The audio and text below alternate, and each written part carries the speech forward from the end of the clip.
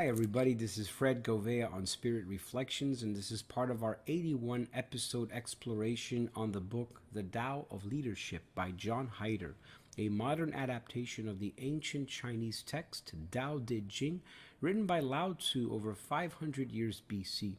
We're going to read chapter 15 today and do a short meditation to help get your day off to a great start. And I'd love to hear your comments, what you think about these insights, these reflections. If you have any questions, do it in the comments below, please. So chapter 15 is entitled The Leader's Teachers. They practiced meditation. Meditation made them good at seeing how things happen. Meditation grounded them in the infinite. That is why they sometimes appeared deep and inscrutable, sometimes even great. Their leadership did not rest on technique or on theatrics, but on silence and on their ability to pay attention.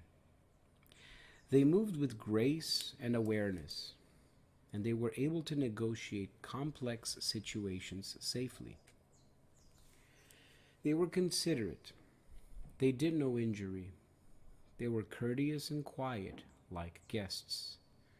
They knew how to yield gracefully and how to be natural and inconspicuous. They were as open and receptive and available as the valleys that lie among the hills. They could clarify events for others because they had done it for themselves. They could speak to the depths of another person because they had known their own deeper conflicts and blocks. Because they had given up selfishness, they could enhance others. They were not trying to become enlightened because they were enlightened. For me, right off the bat, something that comes to mind is their ability to pay attention. And this ability is not an intellectual, rational effort, but it's a natural awareness of being centered, grounded, and in the present moment. That consciousness of the present, the quality of that consciousness, is a result of constant meditation practice. Working and exercising on becoming aware of what is happening in the present moment so that I can start to understand how things happen. And the silence and ability to pay attention when other people are speaking.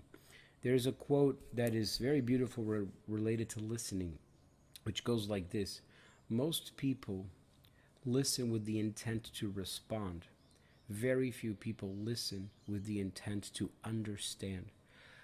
And there's a huge difference when we are listening with our heart fully open, receptive, with our conscious awareness of the present moment, feeling what is happening, being aware of how things unfold. We are able to be in a quality of silence and a quality of listening which goes far beyond a rational, intellectual ability to discern the present moment. It goes much deeper in the roots of our heart.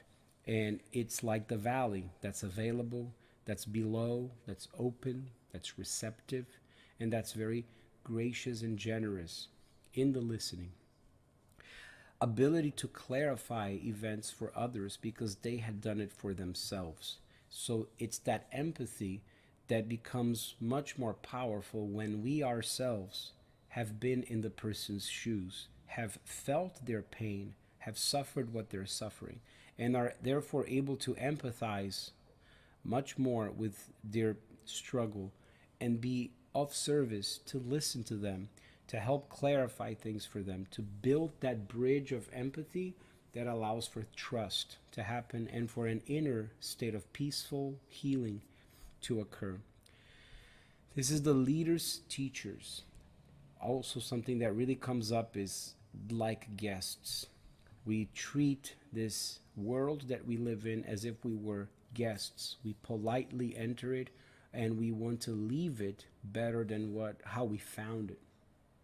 As if we are just passing by, we're not attached, we don't hold on to it, with material attachment, desires, needs, and wants that are going to be completely related to the material outcomes and material wealth, because that way it's like we're hanging on to the furniture of a hotel room as if it's ours. That would make no sense. In the same idea, this planet, we're temporarily here. We are guests.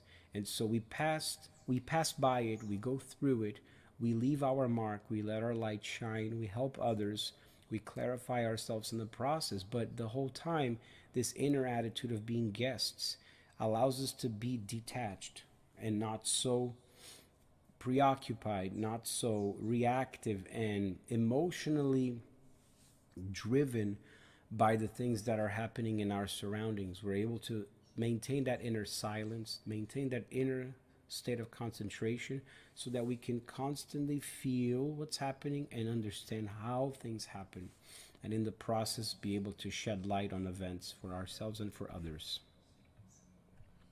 And so with that, let's do our meditation. I'm going to put some music, and I invite you to sit back, relax. If you're lying down, sitting down, or standing up, just begin to notice any tensions in your body and begin to release them as I put some music here for us.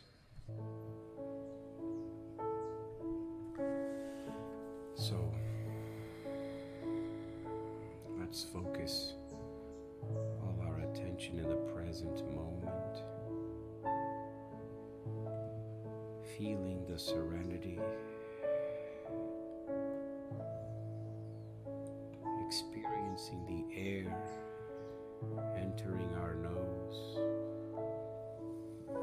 as we expand our diaphragm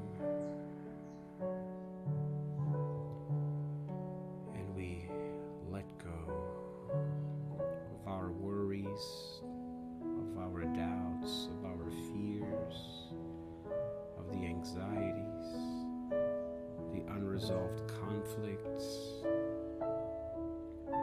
All of that in this moment, we shine a light on it, and automatically those things lose power and they dilute, they melt away. And with the power of our breathing, power of our conscious awareness of the present moment, we breathe in peace, we breathe in calmness,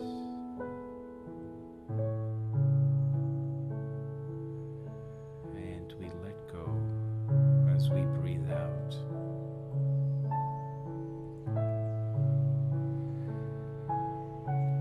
We look at everything that we have already faced and overcome in this lifetime.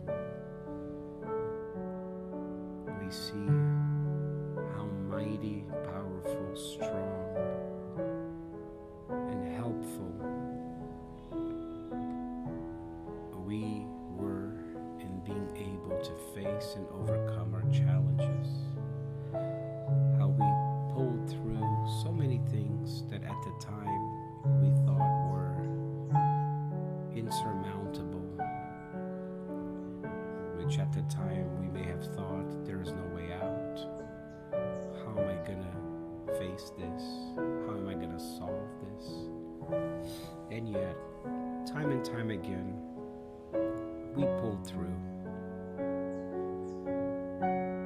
Thanks to the universe, to the Creator, to our own strength, the strength of our ancestors, the wisdom and the love that's abundantly present for all of us to enjoy, to take in, to manifest.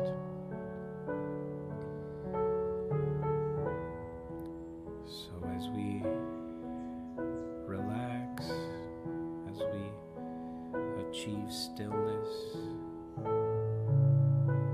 let's remember those people in our lives that gave us teachings, mentors, people who inspired us, who left a mark, who gave us a nugget of wisdom, piece of advice when we need it most.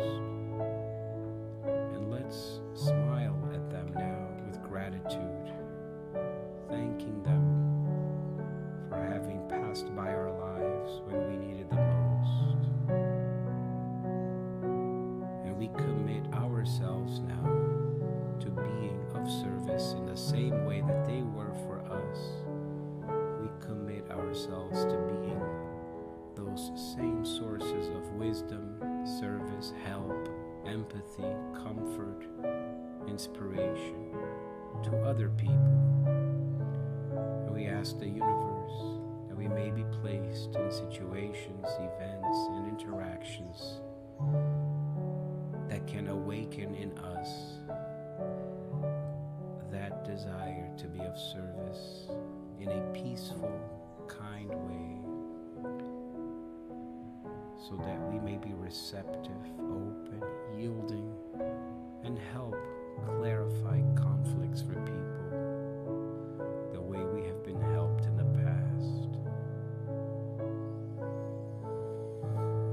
And we engage in a silent, calm breathing to release the doubts, fears, and we breathe in joy.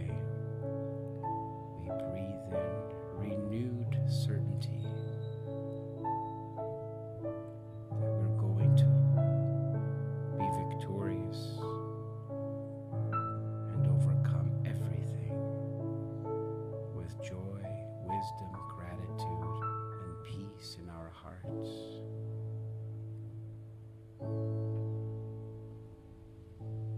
And so whenever you're ready,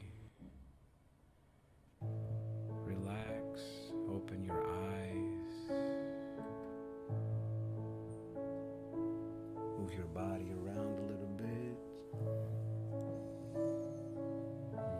Let us all get ready to have an amazing day ahead of us.